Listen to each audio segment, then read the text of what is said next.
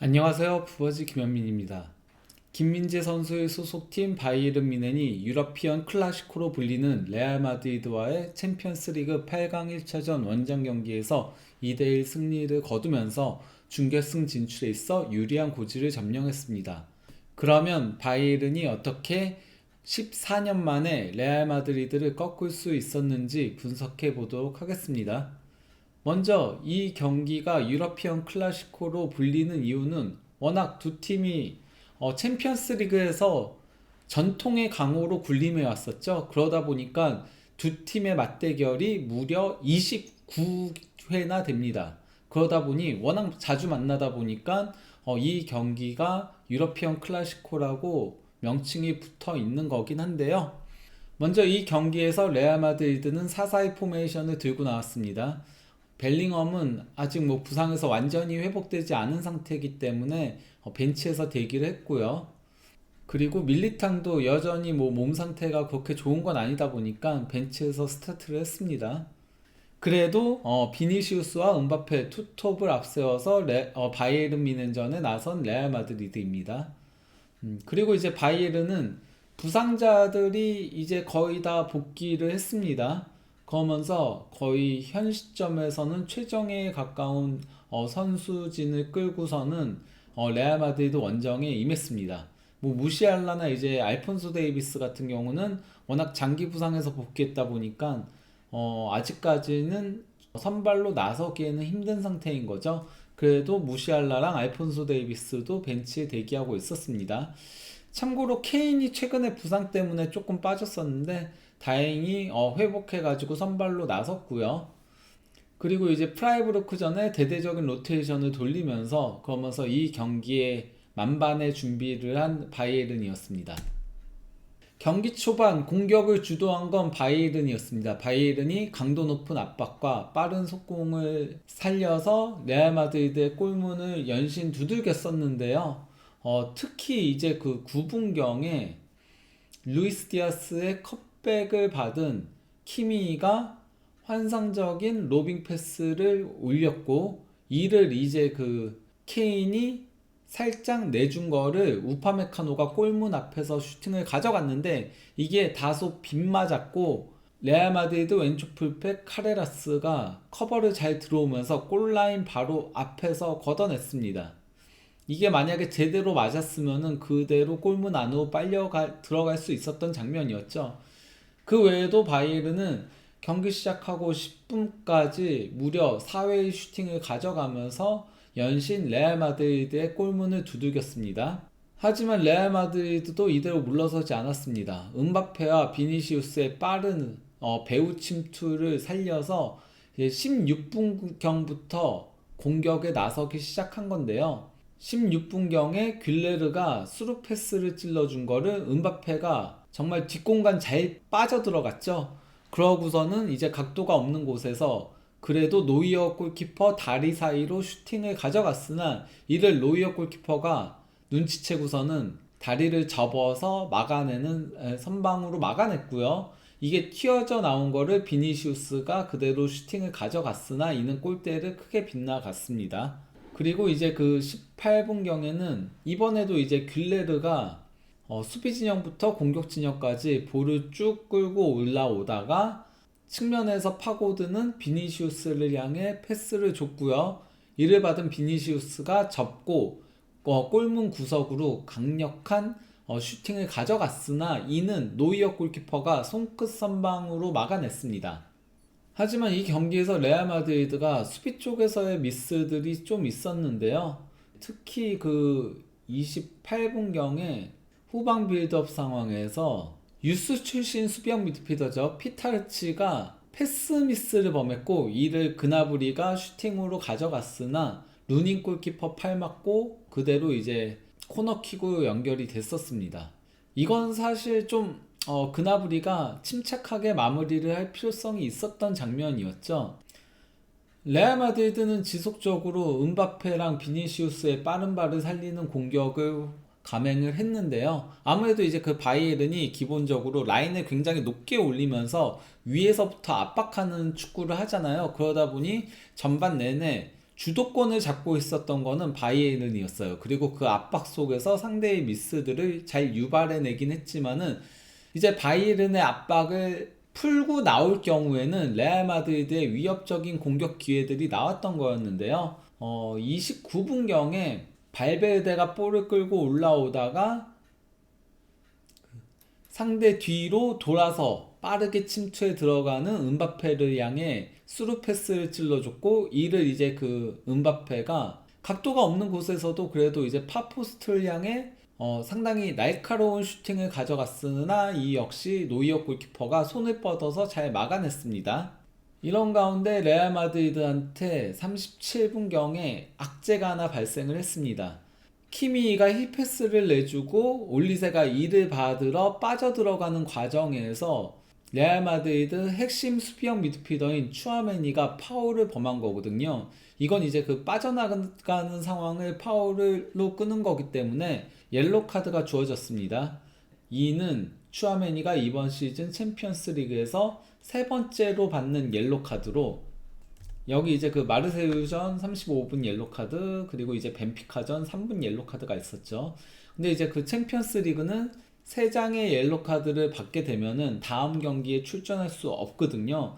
그렇기에 바이에른 뮌헨 원정 경기 2차전에 나설 수 없는 추아멘입니다.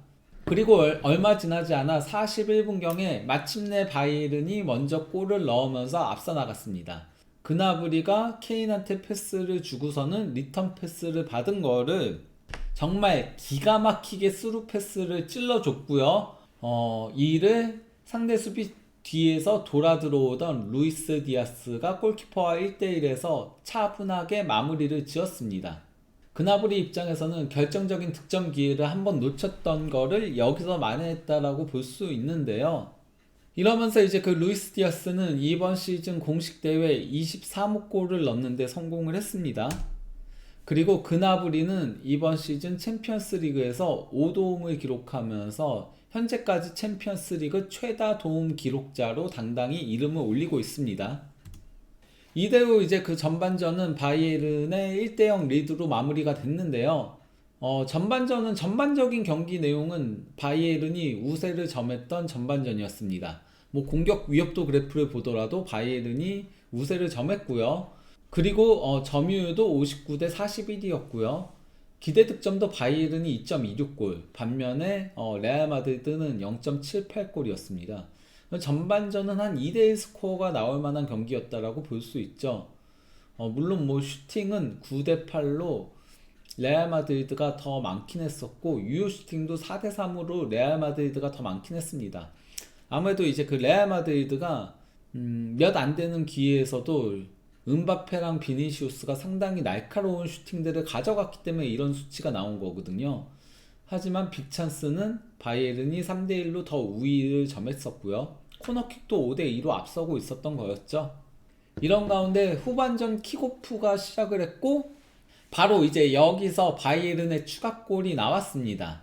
카레라스가 볼 터치가 길게 떨어지면서 파블로비치한테 가로채기를 당했고요. 여기서 이제 그 파블로비치가 전진 패스 준 거를 이 경기 필드 플레이어들 중에선 가장 가벼운 몸놀림을 자랑하던 올리세가 볼을 끌고 가다가 패스를 줬고, 이를 해리 케인이 강력한 오른발 중거리 슈팅으로 골을 넣은 거였습니다. 그러면서 바이에른이 22초 만에 먼저 앞서 나가게 된 거였는데요. 진짜 기가 막힌 골이었죠. 사실 앞에 선수들이 많이 있었는데도 파포스트를 향하는 낮게 깔려가는 멋진 골이었습니다. 근데 이제 그 바이에른의 20초 골은 챔피언스 리그 토너먼트 기준으로 후반전 시작 시점 역대 두 번째로 빠른 시간의 골입니다. 가장 빠른 시간의 골은 2021년 2월 포르투 대 유벤투스의 경기에서 포르투 공격수 무사 마레가가 19초 만에 골을 넣었던 거였죠. 결국 케인은 이 경기에서도 골을 적립하면서 이번 시즌 바이에른 뮌헨 소속으로 무려 공식 대회 49호 골을 기록했습니다. 이제 한 골만 더 넣으면 50호 골을 달성하게 되는 거죠. 거기다가 케인은 바이에른에 온 이래로 챔피언스리그 35경기에서 30골을 몰아넣고 있습니다. 그리고 이제 그 해리 케인은 레알 마드리드 상대로 4경기 연속 챔피언스리그에서 공격 포인트를 기록한 선수로 등극을 한 건데요. 2골 2도움을 기록을 한 거거든요. 이는 챔피언스리그에서 레알 마드리드 상대로 한 선수 중 최다 경기 연속 타이 기록입니다. 먼저 그 2002년에 지오바니 에우베르, 바로 이제 그 바이에른의 전설적인 공격수죠. 그리고 또 이제 2017년에 오바메양이 레알 마드리드 상대로 4경기 연속 공격 포인트를 기록한 바가 있었습니다. 이제 다음 경기에서도 만약에 케인이 공격 포인트를 올리게 되면은 레알 마드리드 상대로 챔피언스 리그에서 최다 경기 연속 공격 포인트를 올린 선수가 되는 거죠. 그리고 이제 케인의 골을 어시스트한 올리세는 이번 시즌 공식 대회에서 무려 25개의 도움을 올리는 괴력을 과시했습니다. 이는 유럽 5대 리그 선수 중에서 최다 도움에 해당합니다. 부페가 17도움으로 2위. 2위와의 격차가 상당히 크게 나죠. 물론 부페는 다른 대회들에서 다 일찌감치 탈락하고 유럽 대항전도 병행할 수 없다 보니까 그런 부분도 있지만은 어쨌건 올리세가 얼마나 이번 시즌 뛰어난 활약을 펼치고 있는지를 보여주는 지표라고 할 수 있겠습니다. 이후에도 바이에른의 공세는 이어졌습니다. 47분경에는 스타니시치의 전진 패스를 받은 올리세가 측면을 그대로 파고들면서 각도가 없는 곳이었음에도 주발인 왼발이 아닌 오른발로 과감한 슈팅을 가져갔는데 이를 이제 루니 골키퍼가 잘 막아냈고요. 그리고 56분경에는 바이에른이 엄청나게 많은 패스 시퀀스를 주고받다가 루이스 디아스가 반대편으로 전환 패스 기가 막히게 넘겨줬죠. 그리고 이를 받은 올리세가 카레라스를 제치고 그대로 이제 드리블을 쭉 치고 들어갑니다. 그러면서 상대 수비가 상당히 많이 몰려 있음에도 상당히 날카로운 왼발 깔아차는 슈팅을 가져갔습니다. 하지만 이를 루닌 골키퍼가 잘 선방을 해냈습니다. 이런 가운데 레알 마드리드한테도 61분경에 득점 기회가 나오긴 했었습니다.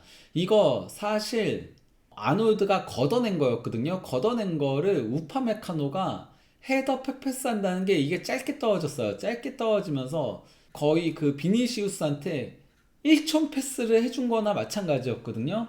그래서 이제 비니시우스가 그대로 침투에 들어갔는데 노이어가 이걸 진짜 기가 막히게 나와서 각도를 좁혔습니다.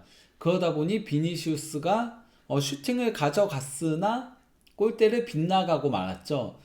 이거 사실 아무리 꺾어도 노이어 뚫고 그대로 골문 안으로 들어가기에는 힘들었다라고 볼 수밖에 없거든요. 이 노이어가 얼마나 노련한지를 잘 보여주는 장면이었다라고 할 수 있겠습니다. 다급해진 레알 마드리드는 62분경에 피타르치를 빼고 벨링엄을 넣으면서 조금 변화를 가져갔어요. 그러니까 발베르데가 중앙으로 가고 벨링엄이 오른쪽 윙으로 이동을 했습니다. 그리고 이제 수비적으로 다소 흔들리는 모습도 있었던 딘 후이센을 빼고 이제 밀리탕을 투입을 한 건데요. 이 교체는 나름 적중하면서 레알 마드리드가 이후에는 상당히 공격을 주도하는 장면들이 나왔습니다. 하지만 이들의 교체 투입이 되고 나서 먼저 슈팅을 가져간 거는 바이에른이긴 했습니다. 이번에도 이제 그 스타니시치의 패스를 받은 올리세가 접고 들어와서는 환상적인 왼발 가마차기 슈팅을 가져갔으나 이게 골대를 살짝 넘어갔습니다. 하지만 이후에는 이제 레알 마드리드의 교체 투입 효과들이 드러나기 시작을 했는데요. 특히 이제 밀리탕도 안정적으로 수비를 보여주고 그리고 이제 벨링엄도 공격에 상당히 많이 가세를 하면서 힘을 실어준 건데요. 실제 그 66분경에 밀리탕의 패스로부터 시작된 공격 기회에서 벨링엄이 볼을 끌고 올라가다가 음바페를 향해 전진 패스를 찔러줬고요. 이를 이제 그 수비 2명 사이에서 패스를 받은 음바페가 드리블을 치고 가다가 수비 2명 사이를 빠져나가는 슈팅을 가져갔는데 와, 이거 노이어 골키퍼가 정말 손끝으로 쳐냈습니다. 그러면서 음바페도 이거 골 들어갔다라고 판단을 했었는지 노이어의 선방이 나오자 머리를 이렇게 딱 감싸지더라고요. 이건 거의 한 골을 막은 선방이나 마찬가지였고요. 그리고 이제 그 68분경에는 비니시우스와 은바페의 멋진 콤비 플레이가 나왔습니다. 비니시우스가 볼을 끌고 드리블을 치고 가다가 그러면서 이제 수비를 본인 쪽에 붙인 거죠. 그러다가 이제 뒤로 돌아 들어가는 은바페를 향해 패스를 찔러줬고, 이를 받은 은바페가 노이어와 1대1 상황에서 각도가 없긴 했지만은 감찰을 시도했는데 이게 골문 안으로 들어가지 않았습니다. 그리고 이제 노이어도 그거를 눈치채고 팔을 쭉 뻗긴 했었어요. 흐름이 이제 그 레알 마드리드 쪽으로 넘어가니까 바이에른도 교체 카드를 감행을 했는데요. 69분경에 그나브리랑 라이머를 빼고 무시알라랑 알폰소 데이비스를 투입했습니다. 원래 이 둘이 큰 부상을 당하지 않았더라면은, 그랬다면 이 둘이 원래는 주전조라고 볼 수 있죠. 그리고 이제 그 레알 마드리드도 71분경에 귤레르를 빼고 브라임 디아스를 투입을 했습니다. 이런 가운데 74분경에 레알 마드리드에 추격하는 골이 나왔습니다. 벨링엄이 측면으로 패스를 내준 거를 발베르데가 그대로 패스를 쭉 밀어줬고요. 여기서 이제 그 오버래핑에 올라간 아놀드가 환상적인 파포스트를 향하는 땅볼 크로스를 보냈습니다. 그리고 파포스트에서 쇄도에 들어오던 은바페가 슈팅을 가져간 거를 노이어 골키퍼가 손으로 쳐냈어요. 이를 이제 그 파포스트에서 쇄도에 들어오던 은바페가 슈팅을 가져간 게 노이어 손을 맞고 골대를 맞고 그대로 골문 안으로 들어갔습니다. 이 순간에도 어쨌건 은바페의 슈팅을 손으로 따라가서 맞추기는 했던 노이어였다라고 볼 수 있는 거죠. 정말 힘들게 한 골을 넣었던 레알 마드리드였습니다. 이와 함께 이제 그 은바페는 이번 시즌 챔피언스리그 10경기에서 14골을 넣는 괴력을 과시하고 있습니다. 정말 힘들게 나왔죠. 이거 노이어가 손 맞고, 노이어 손 맞고, 골대 맞고, 들어갔다가 다시 나오는 거를 나왔었거든요. 들어갔다 나왔는데 이제 그 골라인 판독 결과 골이 선언이 된 거였죠. 라인을 넘었다라고 판정이 나와서. 만약에 이거 골라인 판독이 아니었으면은 골 판정 안 나왔을 수도 있었어요. 그러면서 이제 은바페는 챔피언스리그 역대 득점 순위에서도 6위에 당당히 이름을 올리게 됐습니다. 69골을 넣고 있는 건데요. 호날두가 141골로 최다골, 그리고 메시가 129골로 2위, 레반도프스키가 109골로 3위, 벤제마가 90골로 4위, 그리고 라울이 71골로 5위죠. 근데 뭐 은바페는 아직 나이가 충분히 젊은 선수다 보니까 선배들의 기록에 충분히 도전할 수 있는 위치라고 볼 수 있겠습니다. 그리고 이제 그 83분경에는 코너킥 공격 상황에서 카레라스가 패스를 내준 거를 밀리탕이 잡고서는 가마차기를 잘 때렸지만은 크로스바 빠듯하게 간 거를 노이어 골키퍼가 뭐 쳐낸 것도 아니고 그냥 양손으로 잡아내더라고요. 이후에는 사실 바이에른이 득점 기회들이 상당히 많이 나오긴 했었어요. 왜냐면은 레알 마드리드가 조금 무리해서 공격적으로 가다 보니까 뒷공간이 많이 열려 있었거든요. 그래서 바이에른에게 득점 기회들이 상당히 많이 나오긴 했는데, 바이에른 선수들이 좀 마지막 공격 과정에서 침착하지 못하면서 슈팅도 제대로 가져가지 못하는 그런 아쉬운 장면들이 있었는데요. 특히 이제 그 89분경에 이거 이제 그 올리세가 상당히 로빙 패스를 잘 넘겨줬거든요. 그리고 이를 뒤에서 파고들던 알폰소 데이비스가 컷백으로 줬고, 무시알라가 논스톱 슈팅으로 가져갔는데 다소 빗맞으면서 골대를 빗나가고 말았습니다. 이런 가운데 이제 바이에른은 추가 시간 3분경에 파블로비치랑 루이스 디아스를 빼고 고레츠카랑 비숍을 투입하면서 어느 정도 이제 경기 이대로 마무리 짓는 걸로 움직임을 가져갔죠. 왜냐면 비숍 같은 경우는 중앙 미드필더, 왼쪽 윙, 왼쪽 풀백을 서는 적어도 루이스 디아스보다는 더 수비적인 선수니까요. 그리고 이대로 경기는 2대1 바이에른의 승리로 막을 내렸습니다. 공격 위협도 그래프를 보면 이제 그 바이에른이 전반전에 주도를 했지만은 후반전에는 레알 마드리드가 주도한 게 확연히 확인할 수 있는 거죠. 그 슈팅은 양팀 도합 20대 20. 그리고 유효 슈팅은 레알 마드리드가 9회, 그리고 바이언이 8회를 기록을 했습니다. 빅찬스는 레알 마드리드가 4회, 바이에른이 3회. 하지만 이제 조금 더 빅찬스에 가까운 거는 바이에른이 더 만들긴 해서 기대 득점은 바이에른이 2.99골, 레알 마드리드가 1.97골. 이 경기는 사실 3대 2 스코어가 나올 만한 경기였죠. 근데 이제 그 조금 다른 거는 레알 마드리드 같은 경우는 노이어가 미친 듯이 선방을 했다면은 좀 바이에른은 마무리가 좋지 못했다는 그런 차이는 있습니다. 물론 루니 골키퍼도 선방한 장면들이 있긴 했었지만요. 노이어의 선방들이 훨씬 더 난이도가 있었거든요.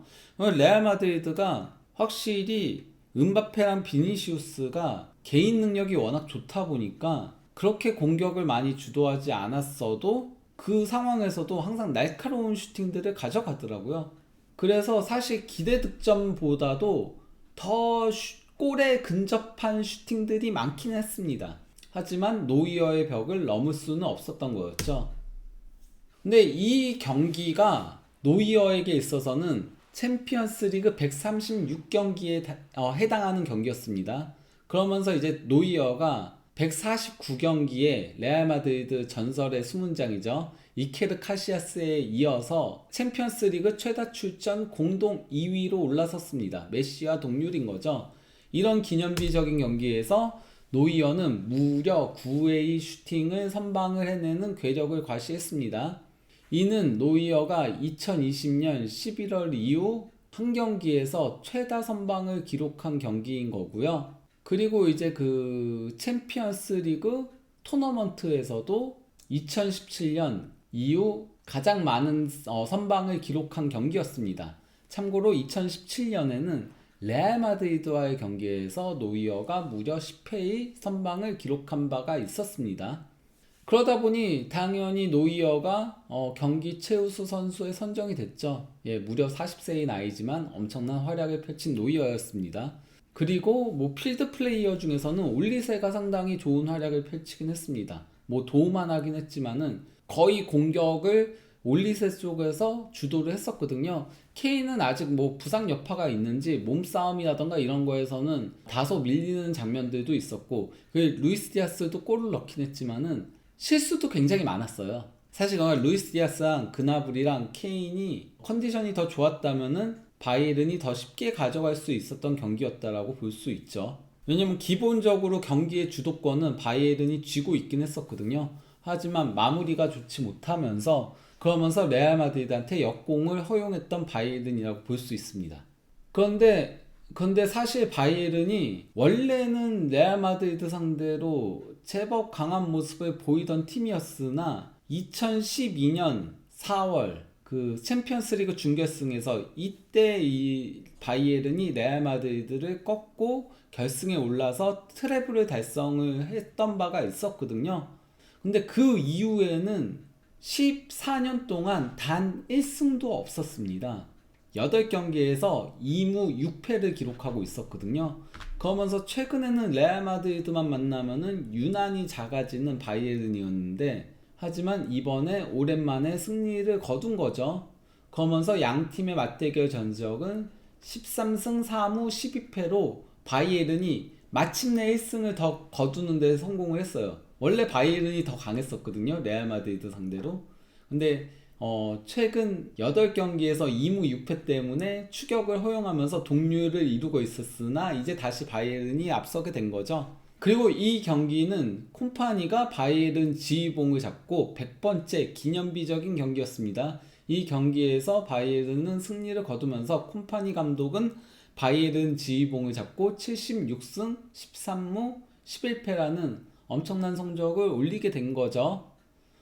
그러면서 이제 그 콤파니는 경기당 승점이 2.41점으로 바이에른 역대 정식 감독들 중에서는 펩 과르디올라와 함께 공동 4위로 올라섰습니다. 참고로 1위는 한지 플릭이 2019년부터 2021년까지 바이에른을 지휘하면서 경기당 2.53점을 올린 바가 있었고요. 이때 바이에른이 두 번째 트래블을 했었죠. 그리고 또 이제 그 유프 하인케스 감독이 2017-18 시즌 임시로 이제 딱 한 시즌만 팀을 맡았던 적이 있었거든요. 그때 2.49점을 올린 바 있었고요. 그리고 3위가 또 유프 하인케스 2011년부터 2013년까지 팀을 지도하면서 경기당 승점 2.43점을 올린 바가 있었습니다. 이때 이제 또 바이에른이 트래블을 했던 거였죠. 첫 번째 트래블이 3위인 하인케스 때, 그리고 이제 두 번째 트래블이 1위인 한지 플릭 때 기록을 했던 거였습니다. 근데 지금 바이에른은 세계대회 우승이 전부 다 가능하죠. 분데스리가 우승은 거의 확정짓다시피 했고, 포칼도 현재 순항 중에 있고, 챔피언스리그에서도 레알 마드리드 원정에서 승리를 거뒀으니까 이제 홈 경기를 남겨놓고 있기 때문에 여러모로 유리한 고지를 점령을 했습니다. 물론 챔피언스리그의 레알 마드리드는 완전 다른 팀이 되어버리기 때문에 절대 방심하면 안 되긴 하지만 말이죠. 어쨌건 바이에른이 접전 끝에 레알 마드리드를 1차전에서 꺾으면서 준결승 진출에 있어 유리한 고지를 점령하는 데 성공을 했습니다. 그 중심에는 노이어 골키퍼가 있었고요. 지난 시즌은 이강인 선수의 파리 생제르맹이 구단 역사상 첫 챔피언스리그 우승을 차지하면서 프랑스 구단은 최초로 트래블 위협을 달성을 했었는데, 과연 이번 시즌엔 김민재 선수의 바이에른이 유럽 구단들 중에서 최초로 세 번째 트래블을 달성할 수 있을지. 현재까지 두 번의 트래블은 바르셀로나랑 바이에른 이렇게 두 팀이 있거든요. 앞으로의 바이에른의 행보를 주목해서 보는 것도 얼마 남지 않은 이번 시즌을 즐기는 또 하나의 관전 포인트가 되지 않을까 싶습니다. 그러면은 이쯤에서 이번 영상을 마무리하도록 하겠습니다. 좋아요, 구독, 알림 설정, 그리고 하이프는 언제나 사랑입니다. 감사합니다.